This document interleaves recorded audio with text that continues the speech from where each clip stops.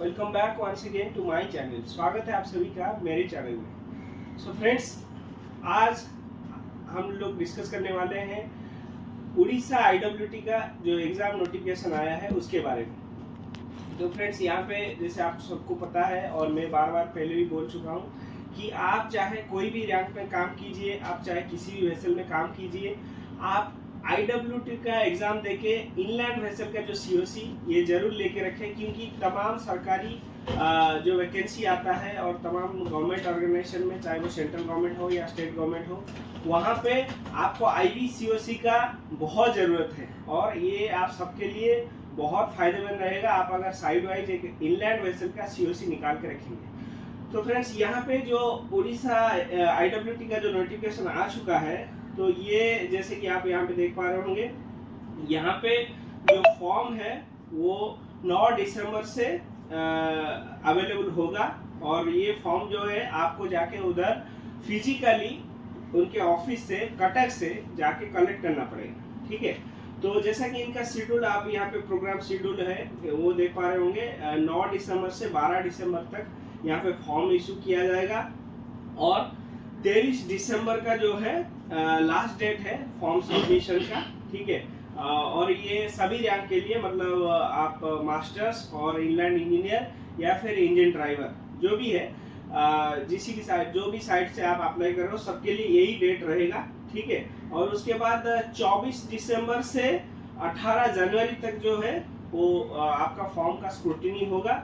अगर आपका फॉर्म में कोई भी मतलब कुछ भी फॉल्ट रहेगा तो वो लोग बता देंगे आपको कॉल करके कि आपका फॉर्म में ये मिस है कि इस कारण से आप एलिजिबल नहीं हो पा रहे, तो वो डिटेल्स फिर आपको टाइम टू टाइम बता दिया जाएगा। उसके बाद जो है आपको फाइनली जो है फरवरी 11 तारीख 2025 को जो है आपका written test for first class master और सेकंड क्लास मास्टर और उसी हिसाब से आपका इनलैंड इंजीनियर और फर्स्ट क्लास इंजन ड्राइवर का है। उसके बाद ओरल टेस्ट है 12 फरवरी को 2025 का 12 तारीख फरवरी महीने में, और ऐसे ही आपको 13 तारीख जो है वो ओरल टेस्ट रहेगा सरल और फर्स्ट क्लास मास्टर और सेकंड क्लास मास्टर और सेकंड क्लास इंजन ड्राइवर के लिए।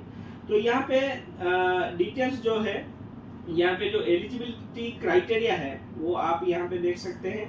जैसे कि आप अगर इनलैंड इंजीनियर के लिए अप्लाई कर रहे हैं तो यहाँ पे आपको 4 इयर्स का सर्विस होना चाहिए after first class engine driver. ठीक है, और वो भी यहाँ पे बीएचपी का इशू है।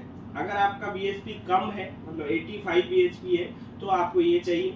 उसके हिसाब से आपको 226 है बीएचपी, तो उसके हिसाब से आपको उससे कम पीरियड चाहिए, क्योंकि जैसे जैसे आपका बीएचपी बढ़ता जाएगा वैसे वैसे आपका टाइम पीरियड जो है वो भी कम होता जाएगा। तो डिटेल्स यहाँ पे आप देख सकते हैं। शायद कुछ बोलने में आपको गलती हो जाएगा, लेकिन यहाँ पे जो डिटेल्स है वो एनेक्सर 1 में जो है डिटेल्स सी पीरियड जो है और एलिजिबिलिटी क्राइटेरिया है वो सब कुछ यहाँ पे डिटेल्स मेंशन किया गया है। तो ये सब आप देख के उसी हिसाब से आप अपना एलिजिबिलिटी देख सकते हो, यहाँ पे चेक कर सकते हो।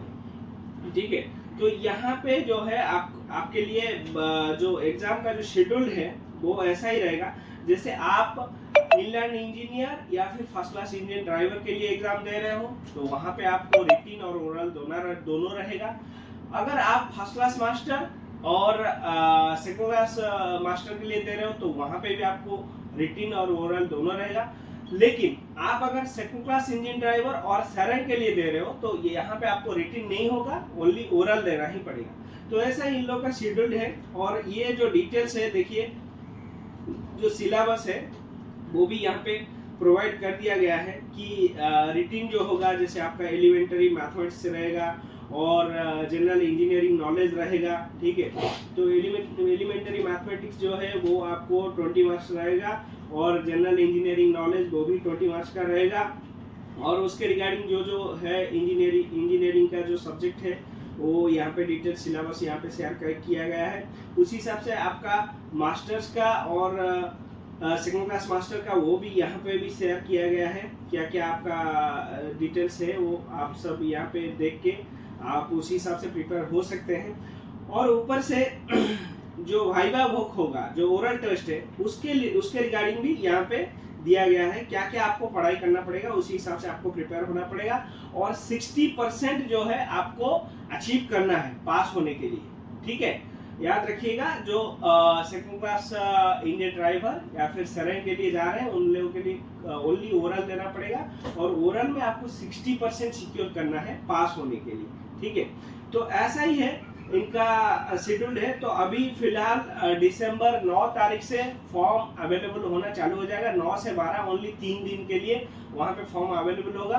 तो आपको फिजिकली जाके फॉर्म कलेक्ट करना है, ठीक है।